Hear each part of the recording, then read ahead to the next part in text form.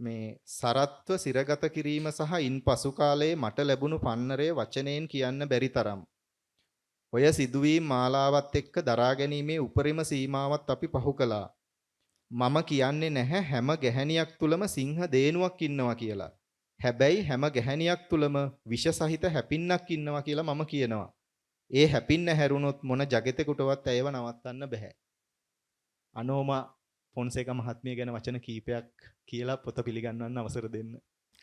වැරදුනොත් ගෙදර යන්න නැත්නම් බැරි වෙනවා. නෑ එතුමිය ඒ කියපු හැපින්න නම් මම තාම දැකලා නැහැ. මේ මම හිතන්නේ දෂ්ට කරන්න වගේ අවස්ථා උදා වෙලා නැහැ අපි දෙන්න අතරේ තාම. ඉස්සෙල්ලා මෙතුමියත් ප්‍රකාශ කර විදියට මම හිතන්නේ එතුමිය ගැන හුඟක් රටේ ජනතාව දැනගෙන අඳුනගෙන එතුමියගේ චරිතය ජනතාවට මුණ ගැහුනේ හමුදාපති කාලේ නෙමෙයි. මම හිරගත වෙලා ඉන්නකොට. එතකොට එතුමිය විශාල කාර්යභාරයක් කරන්න සිද්ධ වුණා. මොකද ඒ වෙලාවේ මම හිතන්නේ එතුමියට හුදකලාම විශාල සටනක් ගෙනියන්න සිද්ධ වුණා. මම හමුදාපති කාලේ අපි යුද ජයග්‍රහණ ලබන කාලේ එතුමියට විහාර මහා දේවිය කියලා කතා කරපු සමහර කට්ටිය මම හිරගත වෙලා ඉන්නකොට එතුමිය දකින්නකොට හැංගෙන වගේ තත්ත්වයක් වාතාවරණයක් රටේ තිබුණා. මට දුටු ගැමුණු කියලා කතා කරපු මිනිස්සු අපි දකින්නකොට හැංගෙන තත්ත්වයක් තිබ්බා. ඉතා භයානක අවස්ථාවක්. මමත් ඒ වෙලේ මූණට මූණලා හැප්පුණා මේ රටේ කිසිම කෙනෙක් හැප්පෙන්න ඉදිරිපත් නොවෙච්ච චරිතයක් එක්ක. මම මගෙන් පලිගත්තා මගේ අතේ බලය නැති වෙලාවක සියලුම බලය තියන අයගේ උදහසට අපි ලක් වුණා. එතකොට ඒ කට්ටියේ බලය ඇතුළත පාවිච්චි කරමින් අපෙන් ඊටාම පහත් විදියට නිවට විදියට පලිගත්තා කියලා තමයි මම හිතන්නේ. ඒ වෙලාවේ මගේ අතපය බැඳලා තියෙද්දි තනියම හුදකලාම සටනක් කරන්න එතුමියට මම හිතන්නේ විශාල ආත්ම ශක්තියක් තිබ්බා.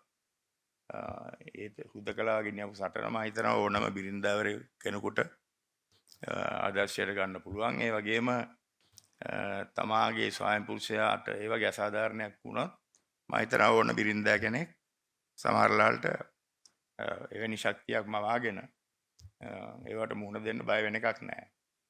ඉතින් ඒ වෙලාවේ මගේ තතවය බැඳලා දාලා තිබුණා. මම අත්අඩංගුවට ගත්ත වෙලාවේ එතුමිය CID එකෙන් ඇවිල්ලා අරගෙන ගිහිල්ලා උදේ 4 වෙනකන් එතුමියගෙන් ප්‍රශ්න කරා. එතකොට එතුමිය තනියම ගෙදර හිටියා. අපට ආරක්ෂාව මුකුත් තිබ්බේ නැහැ. මගේ ළමයි ගෙදර හිටියෙත් නැහැ. ඒ තනියම ගෙදර හිටපු කාන්තාවක් ගෙනහිල්ලා එහෙම ප්‍රශ්න කරලා තමයි එතුමියට ඒ සටන ගෙනීමේ ආරම්භයක් දුන්නේ. එතකොට ඒ කාලේ ඉඳලා හිටලා මගේ ළමයි හිටියේ විශ්වවිද්‍යාලවල ඇමරිකාවේ හිටියේ එක්සත් ජනපදයේ. අවුරුදු 10ක් විතර ඒගොල්ලෝ එන්න උත්සාහ කරා. අම්මත් තනියම ගෙදර ඉන්නේ හින්දා. හැබැයි ඒ වෙලාවටත් ගුවන්තොටුපළේදී ළමයි මුල්ලක කාමරයකට ගෙනහිල්ලා පැය දෙකක් තුනක් ප්‍රශ්න කරනවා රෑ 12ට 2ට. එතකොට ඒවට සටන් කරන්න උනේ එතුමිය තමයි තනියම. ඉතින් ඒකින්ද මම හිතනවා එතුමිය හිටපු හමුදාපති කෙනෙක්ගේ බිරිඳකට වෙලාවක උදව් නොවුන අවස්ථාවකට අභියෝගයකට එතුමිට මුණ දෙන්න සිද්ධ වුණා. එතුමිය නොපැකිල ඒවට මුණ දුන්නා. ඒක අවස්ථාවක රෝසි සේනායක මැතිණියගෙත් නම කියුණා මෙතන. එතුමියත් එක්කම වෙලිකඩ බන්ධනාගාරය ගාවට එනකොට පොඩි උද්ඝෝෂණයක් වයකට ප්‍රසිද්ධ මැරව මෙහෙවන්න ප්‍රසිද්ධ කට්ටිය ඉන්නවා. උන්වහන්සේලා දන්නවා. ඒ කාලේ හිටපු මැරව මෙහෙව්වේ කවුද? ඒ මැරව ඇවිල්ලා වට කරලා වාහන කුඩු කරලා පහර දෙනවා. මේ වගේ අවස්ථාවලට මුහුණ දෙන්න සිද්ධ වුණා. ඉතින් ඒක සුන්දර කාලයක් නෙවෙයි, ඉතා භයානක කාලයක්.